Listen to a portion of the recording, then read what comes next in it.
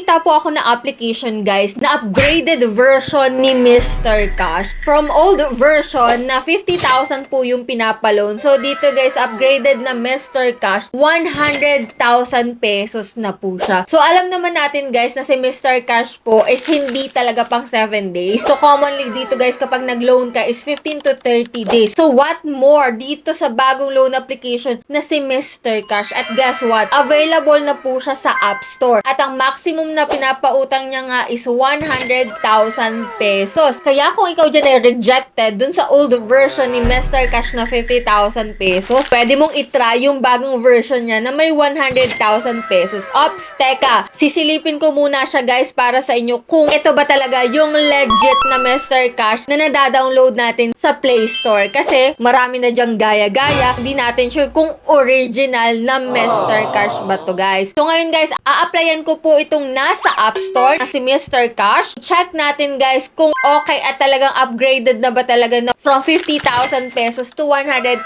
pesos yung maximum na pinapaloan niya. At magkano ang pwede nating mautang bilang first timer na maglo-loan ulit dito kay Mr. Cash. Ito nga ba yung old version ng Mr. Cash or bago na talaga? Kasi kung makikita mo dito guys, so yung Mr. Cash po na nasa Play Store is under po siya ng eGeneration Lending Corporation. So magkaibang application to guys. So let's see kung anong meron dito sa bagong Mr. Cash na nagpapaloan nga po ng maximum up to 100,000 pesos. So, magkano ba pwede nating mautang at hanggang kailan natin siya pwedeng bayaran? So, same ba to ng old version na 15 to 30 days or there's more? So, let's see guys. Pero bago yan, kung hindi ka pa po dyan nakasubscribe sa aking YouTube channel, kindly click the subscribe button. Turn on the notification bell and be updated sa aking mga latest upload kasi every video po na ina-upload ko, kumukuha po ako ng dalawang lucky winners. And for today's video nga po, ito po yung dalawang maswerte na napili ko na nag-comment lang po dyan sa comment section. Ayan, pwede na po kayo mag-claim ng inyong prize sa aking Gmail account. I-PM nyo po ako doon. And for those na gustong sumali, o kaya naman ay hindi pa nananalo or nanalo na, pwede pa rin po kayong sumali. Basta don't forget to like this video. Mag-iwan po ng comment dyan sa comment section. At please share na rin po para may entry kayo sa ating pa-monthly cellphone giveaway. So, malapit na po yun. So, stay connected, stay active lang. And for today's vlog nga po, pag-uusapan natin yung bagong nakita ko po na Mr. Cash. Hindi ko alam guys kung upgraded version na to kasi 100,000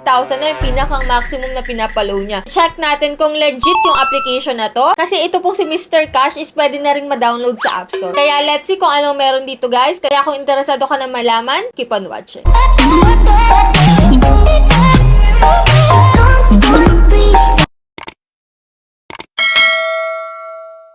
So, bago tayo mag-start, syempre, linawin ko lang po na hindi tayo agent at promoter nito at hindi rin po sponsor tong video natin. Dahil nga po nakita ko yung bagong loan application na nasa App Store na Mr. Cash ang pangalan. Chinek ko guys kung legit na si Mr. Cash po ito. Pero masasabi ko na hindi kasi magkaiba sila ng developer at companies na humahawak sa kanila. So, siguro, copy na naman to ng original version na nasa Play Store. So, let's see guys. Kasi kung makikita mo dito guys, sa App Store version, may 611 ratings po siya at 4.8 stars. At yan nga, 100,000 pesos yung amount na pwede mong mautang dito. So, flexible online. So, hindi nga siya legit, guys. Kasi kung makikita mo dito, iba yung kanyang mga spelling. Mali-mali pa, guys. So, lending na brand, ewan, guys. So, 91 days, 0.05%. So, let's see pa rin kahit ganyan yung kanyang features, hindi ata naayos nila. So, it only takes 4 steps daw. Multiple payment solution, easy repayment. So, kung makikita mo talaga, no, kahawig na kahawig po ni Mr. Cash, pati logo nila. Pero yung sa loan amount is 100,000 dito. Doon sa old version is 50,000 pesos. So, in-applyan ko po itong si Mr. Cash version sa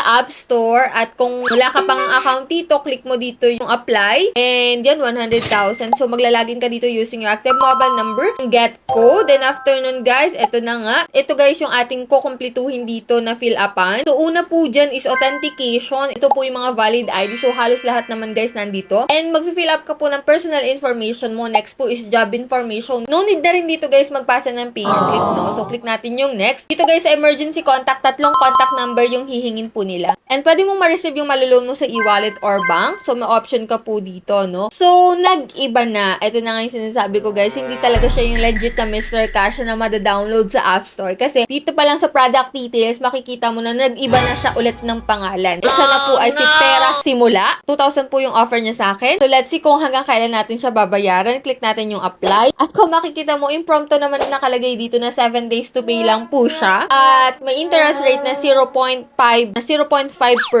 So, sa confirm loan information nila, repayment amount is 2,000 pesos. Exact amount po yun. Pero may processing fee po sila dito na 667 pesos. Total interest fee na 13 pesos. At risk control service fee na 120 pesos. So, ang total na mare-receive mo na lang siguro kung ipagpa-plus-plus natin lahat dyan is 1,200 pesos. Kasi wala pong nakalagay dito kung magkano na lang yung mare-receive mo. Pero nakalagay po dito yung iyong repayment amount. After 7 days, magbabayad ka na po ng 2,000 pesos. So, malamang sa malamang guys, hindi mo siya buong mare-receive kasi ibabawas pa dyan yung processing fee, interest fee, and control service fee. Maganda rin naman yung app na ito guys kasi clear sila at transparent sila dun sa mga ibabawas. At talaga pong sinabi nila na 7 days to pay lang. So, dito makakapag-decide ka na kung go-go ka or hindi after knowing na 7 days to pay lang siya at hindi mo siya buong mare-receive. So, dito guys, in-applyan ko talaga itong si Pera Simula na Mr. Cash yung front name nila, no? And after nun guys, so, chinek ko po yung application. So, failed. Sorry. Your qualification do not meet the requirements for applying for this product. So, hindi po ako na-approve dito kay Mr. Cash na nasa App Store. Pero, may current loan pa rin po ako kay Mr. Cash na nasa Play Store. Which is, copy na naman po ito ng loan application na si Mr. Cash. Kaya, ingat-ingat rin po kayo once na kayo po ay nasa App Store nagda-download. Kasi marami po dyang gaya-gaya na mga loan application from the original na nasa Play Store. So, hindi natin alam hanggat hindi natin sila nasisilip. At ito ang si Mr. Cash ang nakita natin ngayon sa App Store at tinry po natin siya. So, hindi po siya yung original na Mr. Cash. So, may offer po siya ng 2,000 pesos pero hindi ko sinasabi na same-same din po tayo ng ma-offer dito na loan amount kasi may posibilidad na mas mataas rin po yung sa inyo. And ito po ay 7 days to pay lang. Unlike nung sa Mr. Cash sa Play Store, 15 to 30 days po siya. So, that's it. Yan po yung meron dito kay Mr. Cash na bago sa App Store. So, mas maganda na manood ng review para at least may idea kayo kung legit ba yung application at kung anong meron sa kanilang loan details. So, sa mga na-approve na dyan dito kay Mr. Cash na nasa App Store, kindly share your experiences. And kung kayo ay may mga katanungan, i-comment nyo lang po dyan sa baba para sasagutin ko yan isa-isa. And that's it for now. Kung hindi ka pa po nakasubscribe sa aking YouTube channel at gusto mo ng mga gantong video para maging updated ka, just click the subscribe button and turn on the notification. And that's it. Bye-bye na muna for now, guys. See you on my next vlog.